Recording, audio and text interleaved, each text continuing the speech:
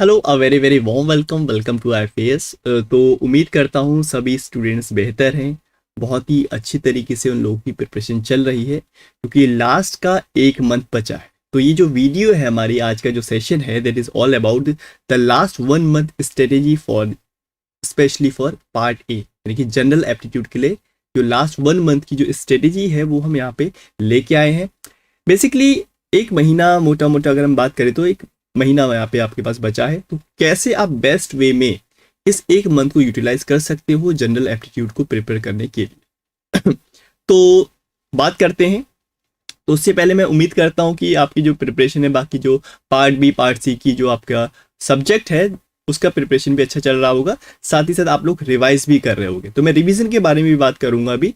तो चलिए तो स्टार्ट करते हैं।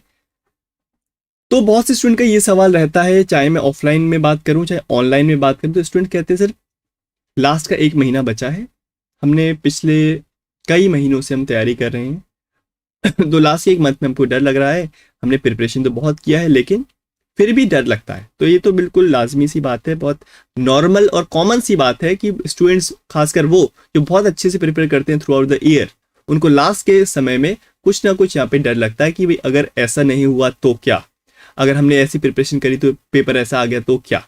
ठीक है, ऐसा होता है। वो स्टूडेंट जो कि अच्छे से प्रिपेयर करते हैं उनके मन में ऐसी बातें आती रहती है। तो लेकिन डरना नहीं है, तो ऑब्वियसली बात है डर लगेगा, लेकिन डरना कैसे नहीं है उसके कुछ यहाँ पे हम रीजंस दे सकते हैं। क्या आपको सोचना चाहिए, क्या आपको उस समय उसका सोल्यूशन है कि भाई आप टेम्परेरी उस समय आप उस चीज़ से कैसे डाइवर्ट हो। ठीक है। तो सबसे पहला पॉइंट आता है आपका कि जो फोकस है, आपके जो इंपॉर्टेंट टॉपिक्स हैं और PYQs है, ये मैं शुरू से पहले लेक्चर से लेके अब तक मैं यही बोल रहा हूं कि जो आपका जो फोकस होना चाहिए that should be on previous year questions, क्योंकि जनरल एप्टीट्यूड एक बहुत ही वाइड सब्जेक्ट है जिसमें बहुत से अलग अलग वेराइटीज ऑफ क्वेश्चंस बन सकते हैं, लेकिन आपको स्टिक रहना है केवल और केवल एग्जाम पे। एग्जाम पे जैसे क्वेश्चन पूछे गए हैं पिछले 10 साल में, 10 साल के नहीं हो रहे हैं तो पिछले 8 से 7 साल के क्वेश्चंस को उठाइए और उनको जितनी बार प्रैक्टिस आप करोगे अलग अलग, क्योंकि आप देखोगे CSI नेट में कितने वेराइटीज ऑफ क्वेश्चंस आपको मिलेंगे। ऐसा नहीं इस बार ये क्वेश्चन पूछा गया तो नेक्स्ट बार भी इसी तरह का सवाल आएगा, वो अगले दूसरे कॉन्सेप्ट से पूछेगा, यानी कि आपकी जो मेंटल एप्टीट्यूड है वो चेक करना चाह रहा है। तो कहने का मतलब है जो इंपॉर्टेंट टॉपिक्स है, बहुत से मैंने लास्ट लेक्चर में, यानी कि लास्ट मैंने एक वीडियो बनाया था जिसमें बताया था कि लाइफ साइंस के स्टूडेंट किस तरह से हैंडल करे पार्ट ए को। उसमें मैंने आपको बताया था कि जो मोस्ट इंपॉर्टेंट टॉपिक्स है उसमें क्या है। अगर आपने वो वीडियो अभी तक नहीं देखा है तो इसके बाद आपको वो वीडियो देख लेना चाहिए, क्योंकि इसमें मोस्ट इंपॉर्टेंट टॉपिक्स के बारे में मैंने एक एक टॉपिक्स के बारे में बताया, कौन से इंपॉर्टेंट टॉपिक्स हैं और कैसे क्वेश्चन रिपीट करते रहते हैं उन टॉपिक से बार बार। ठीक है। साथ ही साथ प्रीवियस ईयर क्वेश्चन के बारे में ऑलरेडी मैं बात कर चुका हूँ। 7 से 8 साल के क्वेश्चंस प्रीवियस ईयर के कर लीजिए, भले ही आप लाइफ साइंस के हो, फिजिकल, केमिकल, मैथमेटिकल साइंस, किसी भी बैकग्राउंड के हो। जनरल एप्टीट्यूड हर जगह एक जैसा रहता है, किसी भी ब्रांच के यानी किसी भी सब्जेक्ट के आप कर सकते हो, दैट इज ऑल सेम। ठीक है, तो ये चीज होगी। इसके बाद हम बात करते हैं बहुत ही ज्यादा इंपॉर्टेंट चीज, दैट इज रिवीजन। चीजों का रिवीजन हम टाइम टू टाइम नहीं करते हैं, फॉर्मूले को, कॉन्सेप्ट को रिवाइज नहीं करते हैं। एक ही तरह के, मुझे स्पीड टाइम डिस्टेंस पसंद है तो मैं रोज उसी के क्वेश्चन करने लगता हूँ। क्या होगा उससे, एक क्वेश्चन होगा, 2 क्वेश्चन होगा ज़्यादा से ज़्यादा एग्जाम में, लेकिन बाकी के टॉपिक्स भी इंपॉर्टेंट है, इक्वली इंपॉर्टेंट है, क्योंकि एग्जामिनर जब भी पेपर सेट करता है तो उसमें बिल्कुल बैलेंस्ड वे में, सिलेबस के अकॉर्डिंग बैलेंस्ड वे में पेपर आपका वहां पे बन के आता है। इसीलिए मैं कह रहा हूँ रिवीजन इज इंपॉर्टेंट। आपने एक बार अपना पूरा सिलेबस कंप्लीट कर लिया है, क्वेश्चन की अच्छे से प्रैक्टिस कर ली है, आपने बहुत टाइम तक उस सब्जेक्ट को छोड़ दिया है, खासकर जनरल एप्टीट्यूड की बात करें तो आप दोबारा से उसको जाके रिवाइज करो।